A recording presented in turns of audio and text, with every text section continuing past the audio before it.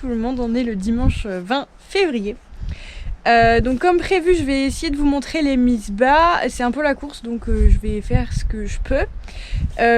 Hier, elles sont bien entamées, donc depuis la misbah de Léonie que vous avez vue il y a 10 jours. J'ai eu... je vous donnerai le total tout à l'heure, j'ai pas les chiffres là. Et hier notamment, j'ai eu ma plus grosse journée, j'ai eu 10 misbahs et 16 chevreaux du coup qui sont nés. Donc tout se passe pas trop mal. Du coup là c'est le repas de 13h et du coup on va aller voir ça ensemble. Je vais vous retrouver un peu en voix off sur cette vidéo. Donc je m'équipe avec un surpantalon imperméable, vous comprendrez pourquoi après, et une veste imperméable également.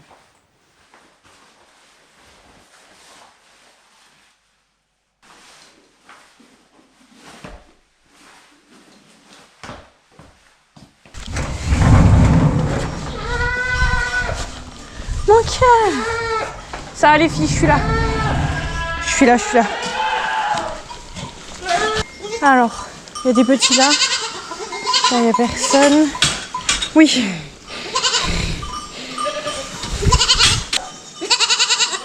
Ça, c'est celle de ce matin. Ok. Il y en a partout. Je dois absolument retrouver quelle chèvre a fait quel petit et désinfecter rapidement le cordon ombilical et vérifier que les misbahs se passent bien et intervenir au cas où. On a fait un mâle. Peut-être qu'elle m'en a fait un autre.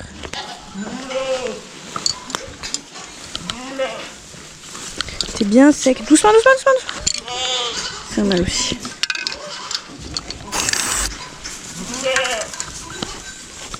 Qui est peut-être 0,242 de mâle. Je note sur le carnet chaque jour qui a mis bas et je note si les petits vont bien et le sexe des petits. Quelquefois c'est un peu compliqué parce que je ne suis pas toute la journée à la chèvrerie et des chèvres mettent bas sans moi et les chevreaux se trouvent inversés, les mamans sont pas forcément à côté des chevreaux et c'est pas évident de retrouver quel chevreau a quelle maman.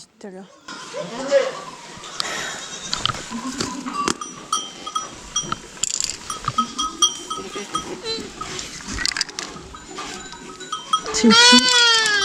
J'arrive.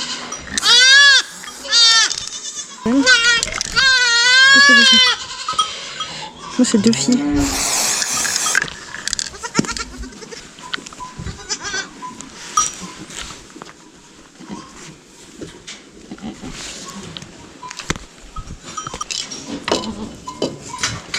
C'est 11005.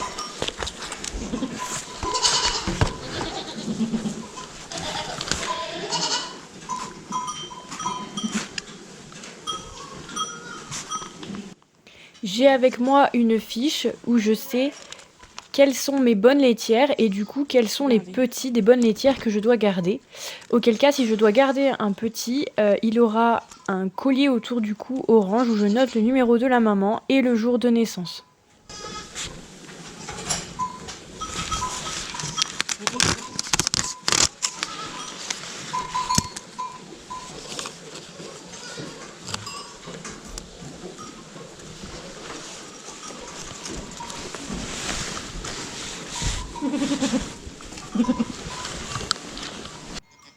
Alors image assez exceptionnelle, la poche des os n'est pas percée et le chevreau est encore dans la poche des os. Donc il est encore connecté à la maman avec le cordon ombilical et en fait on le voit encore dans l'eau et c'est des images assez magnifiques. Je vous laisse avec les images, elles ne sont pas du tout choquantes, mais si jamais les images vous dérangent, n'hésitez pas à aller en vidéo à la 7e minute, comme ça vous passera la misbah de cette chèvre.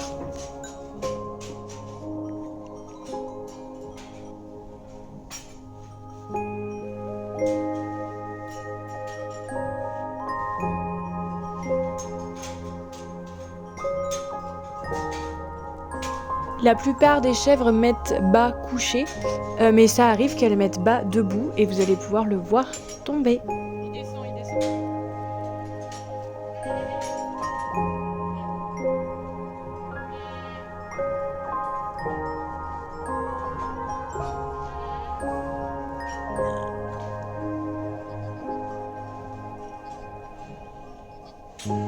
La maman s'en occupe immédiatement et le lèche pour enlever cette poche, cette membrane qu'il a encore sur lui et enlever le liquide qu'il a sur lui.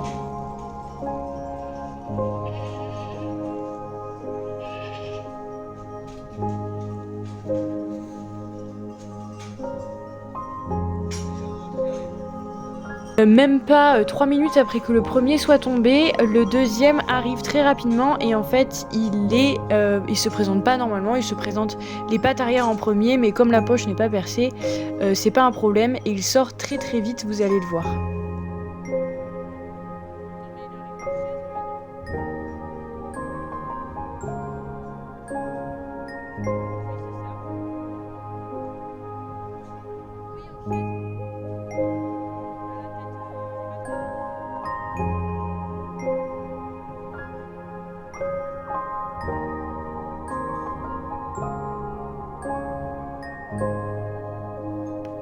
Le souci que je vois tout de suite, c'est qu'il a cette enveloppe, cette membrane sur le nez, et donc il ne peut absolument pas respirer.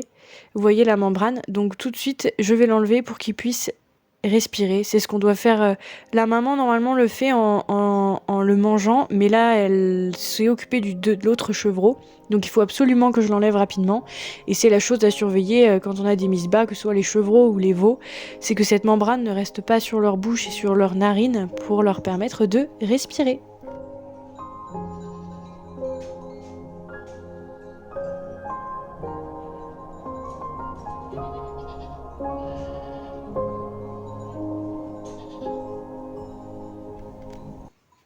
Une fois sec, je récupère les chevreaux pour les mettre sous la lampe chauffante.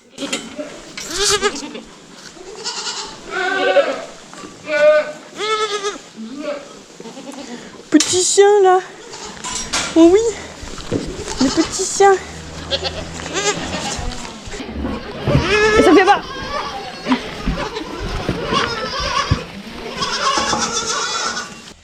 Je prépare les biberons, sachant que je fais des seaux de 5 litres. Donc là, c'est du lait artificiel en poudre. Et j'aurai plusieurs seaux à préparer.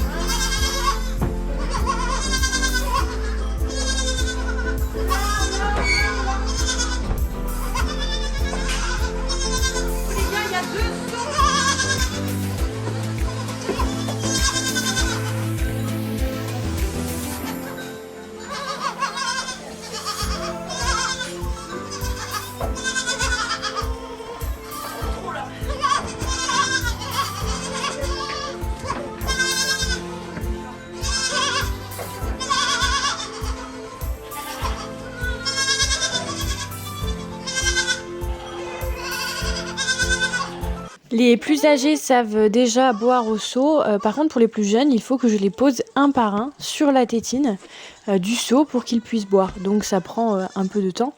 Surtout que généralement, une fois que vous avez mis le petit sur la tétine, ils vont s'en enlever. Donc il faut le faire plusieurs fois avant qu'ils comprennent. C'est bon, vous avez eu, hein?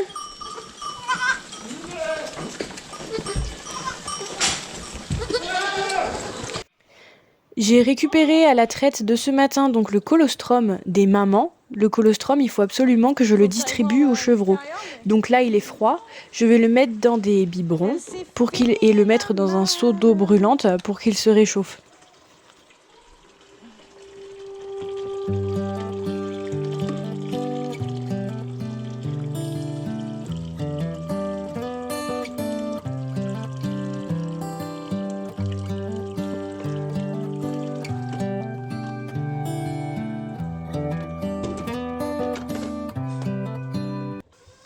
temps que mes biberons de colostrum chauffent, je retourne donner des seaux de lait artificiel aux autres chevreaux puisque je n'ai absolument pas fini. On a mis le collier. Mais c'est parce que c'est trop long. Il fait chaud. Hein. Oui, mais on peut pas le couper. Quand tu vas grandir, on pourra plus ça. T'es allé où? Ah, t'es allé où? Eh bien, quand je suis... Oh là, je l'ai appelé quand je suis sorti. Ouais. Ça, je les ai combien? Chez Lidl? Ouais. Ah.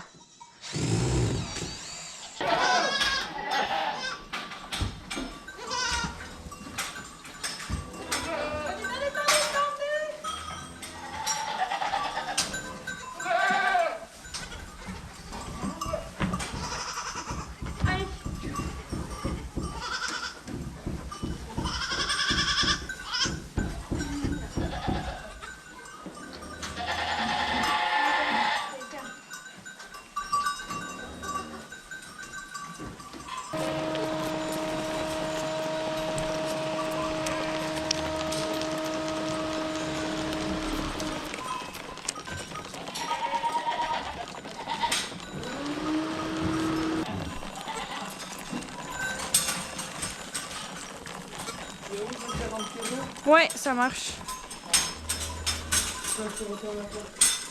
Ah, je veux bien. Et d'en face, t'as distribué?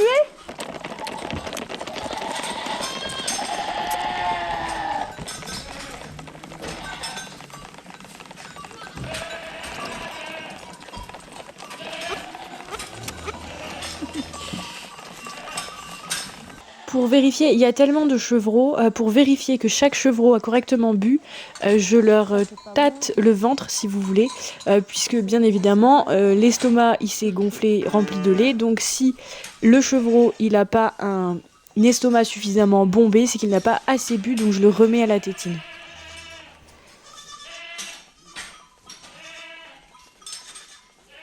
Du coup, ensuite, je prends mes biberons et je dois passer tous les chevreaux qui sont nés ce matin, un par un, au biberon pour qu'ils boivent la dose suffisante de colostrum.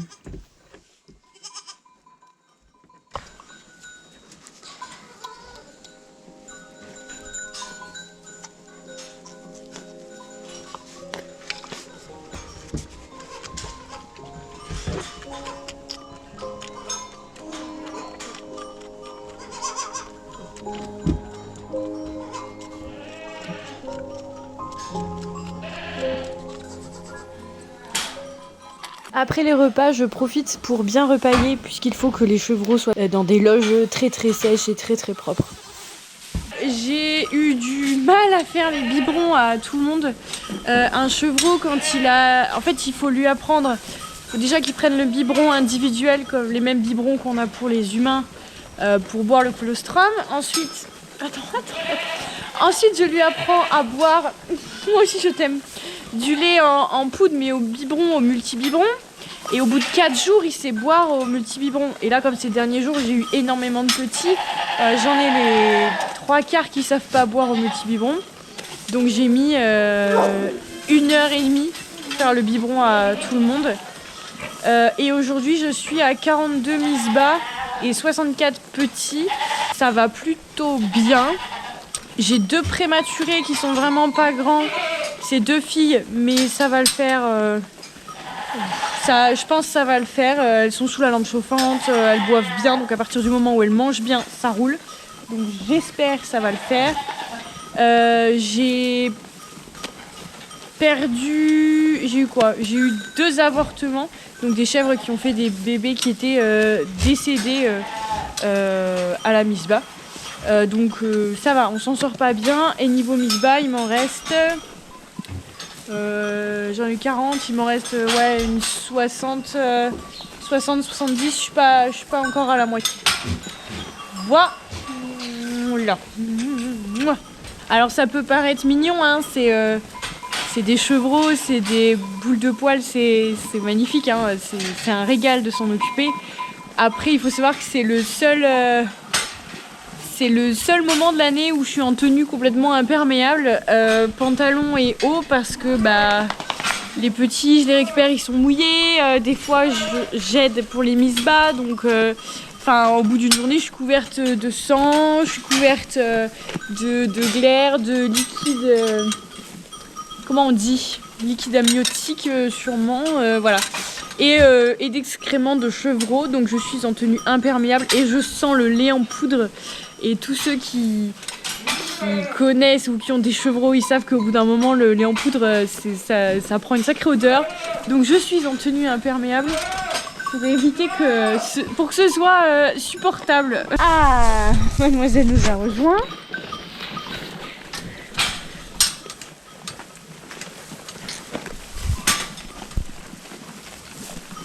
Au cas où vous vous poseriez la question, Snow va très très bien. Enfin, tout le monde va bien quoi.